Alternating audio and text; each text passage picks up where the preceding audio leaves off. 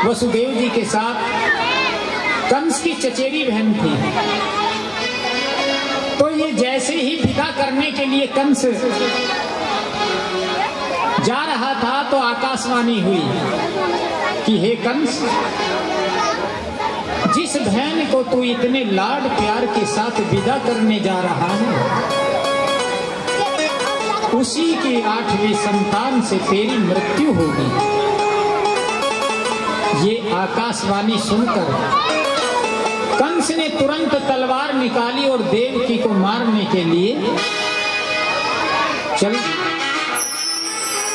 कि जब देवकी नहीं रहेगी तो संतान कहां से होगी? मैं इसका आज ही वध किए देता हूं।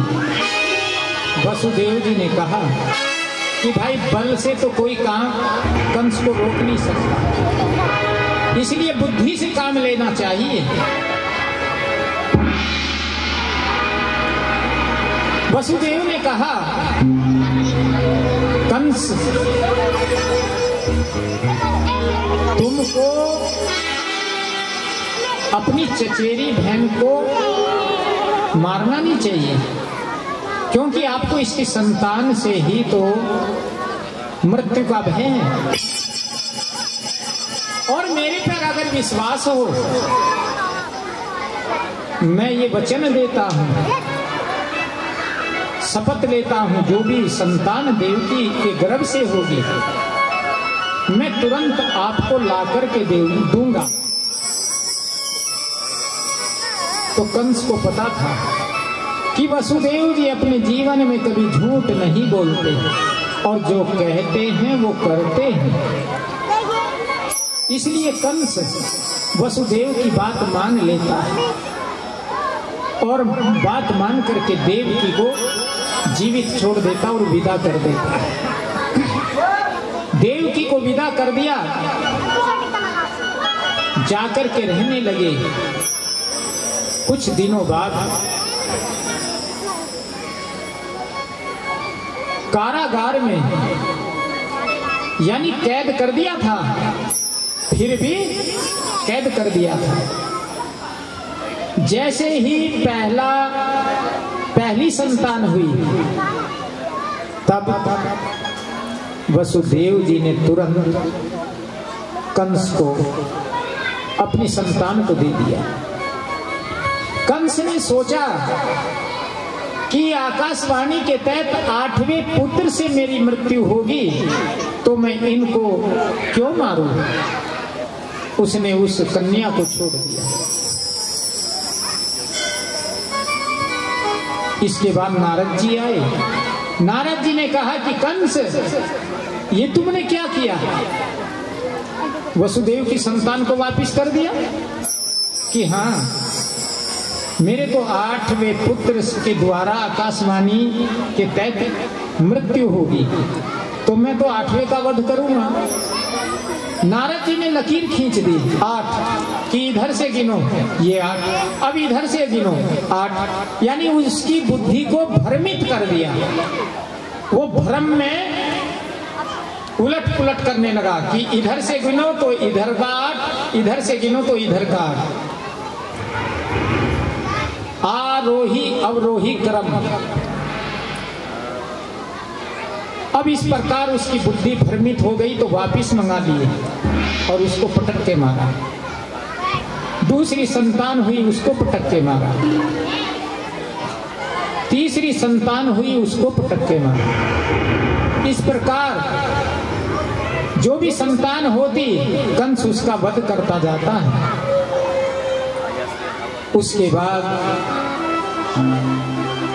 8वीं संतान।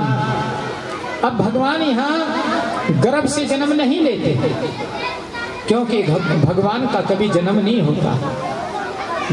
भगवान जो प्रकट होते हैं, न राम का जन्म हुआ न कृष्ण का जन्म हुआ, वे प्रकट हुए हैं।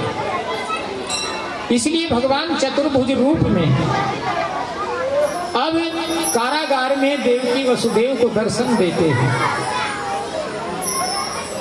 जब दर्शन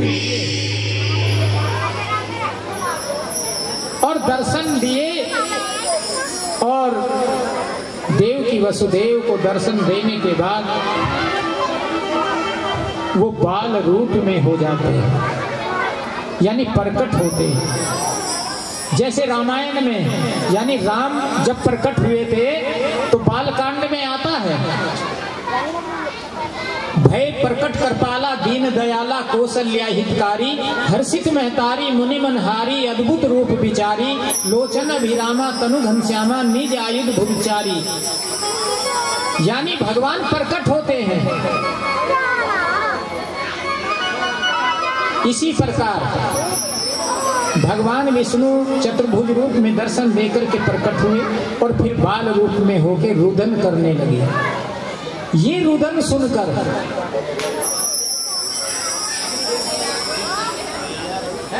तो बस ये हो गया, एकदम आई जहां पे। अब वे एकदम जैसे बाल रूप में रुदन किया और भगवान की माया से पहरेदार सो गए। अब कपाट खुल गए, सब सुनसान हो गया, अपने आप कपाट खुलते चले गए। भगवान कृष्ण का जन्म हो गया, पहरेदार सो गए, कपाट खुल गए। वसुदेव के मन में आया कि कंस मेरे इस प्यारे बच्चे का भी वध कर देगा, इसलिए क्यों ना अपने मित्र नंद जी के यहाँ इस बच्चे को, बच्चे की सुरक्षा रहेगी, वहां रात रात में पहुंचा दिया जाए। वसुदेव जी सूप में रखकर उस बच्चे को